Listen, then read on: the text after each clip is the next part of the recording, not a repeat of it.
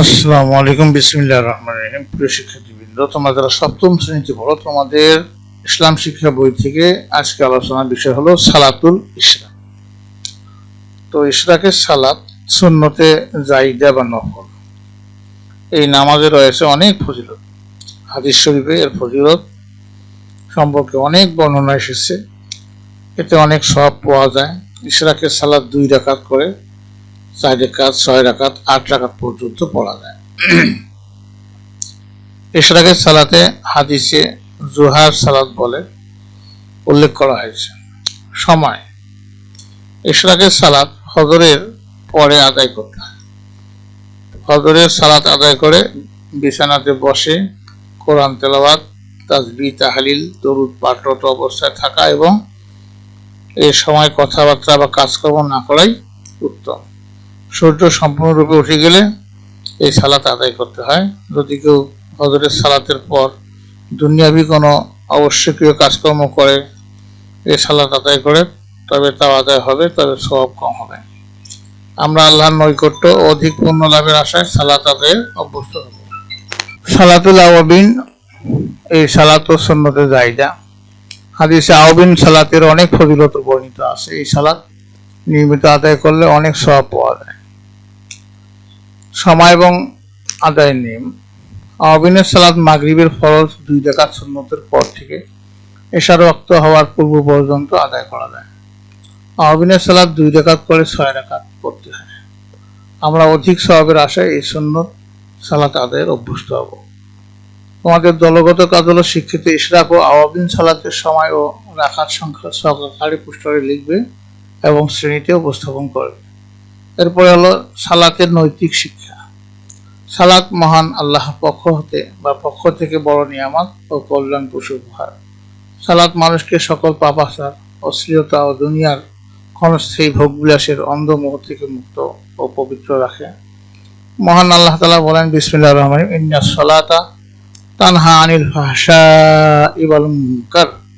নিশ্চয়ই সালাত মানুষকে অশ্লীল ও খারাপ কাজ থেকে বিরত রাখে। সূরা আল আনকাবুত আয়াত হলো 45। সালাত এক বড় নিয়ন্ত্রক শক্তি। প্রকৃত সালাত আদায়কারী মসজিদের বাইরে কোলাহল এবং দুর্যোগপূর্ণ মুহূর্তেও কোনো অন্যায় কাজ করতে পারে না। সালাত মূলত বান্দার প্রতিটি গতিবিধি নিয়ন্ত্রণ করে। দুর্বল মন কখনো শয়তানের প্রলোভনে আকৃষ্ট হয়ে পড়লে বিবেক তাকে স্মরণ করিয়ে দেয় এবং কিছুক্ষণ পরেই তোমাকে মসজিদে গিয়ে মহান প্রভুর দরবারে সিজদাহ বা মাথা নত অবস্থায় উপস্থিত হতে হবে। অপকর্ম করে তুমি কিভাবে সে দরবারে উপস্থিত হবে, এই ভাবনা তার মনে প্রবল হয়ে উঠলে সে আর অন্যায় পথে পা বাড়াতে পারে না। শয়তানি প্রলোভন হতে রক্ষা পায় এবং পুণ্যের সাথে ফিরিয়ে আসে। প্রত্যেক মুসলমান যদি দৈনিক 5 ওয়াক্ত সালাত জামাতে আদায় করে, তাহলে অবশ্যই তাদের নৈতিকতার উন্নতি হবে। সমাজের গুরুত্বপূর্ণ দায়িত্ব পালনে কোনো প্রকার ভুল ত্রুটি বা অনিয়মের আশ্রয় নেবে না, বরং তারা হয়ে উঠবে এই জাতির আদর্শ মানব সম্পদ। তোমাদের দলগত কাজ হলো সালাতের নৈতিক শিক্ষা। একজন মানুষকে কর্তব্যপরায়ণ করে তোলে। এই বিষয়ে শিক্ষার্থীরা দলগতভাবে আলোচনা করবে। সালাতের সামাজিক শিক্ষা। জামাতের সাথে সালাত আদায় করার সামাজিক গুরুত্ব অনেক। ইমামের পিছনে সালাত আদায়ের অর্থ নেতার অনুসরণ। জামাতে সালাত আদায়ের ফলে মানুষে ভেদাভেদ থাকে না। রাজা প্রজা, ধনী গরিব, ছোট বড়, শিক্ষিত অশিক্ষিত একই সারিতে দাঁড়ায়। এতে মুসলমানদের মধ্যে জাতীয় ঐক্যের প্রতিফলন ঘটে। দৈনিক 5 বার জামাতে সালাত আদায় করলে পরস্পরের খোঁজখবর নেওয়া যায়, বিপদ আপদে একে অপরের সাহায্য করা সম্ভব হয় এবং ভ্রাতৃত্ববোধ দৃঢ় হয়। তারা সামাজিক দায়িত্ব পালনে সর্বদা সচেষ্ট হয়।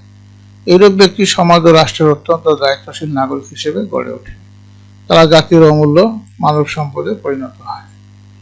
দায়িত্বশীল পদে নিয়োজিত ব্যক্তিকে তার কর্তব্য দায়িত্ব সম্পর্কে সচেতন করে তোলার জন্য উপযুক্ত প্রশিক্ষণের প্রয়োজন হয়।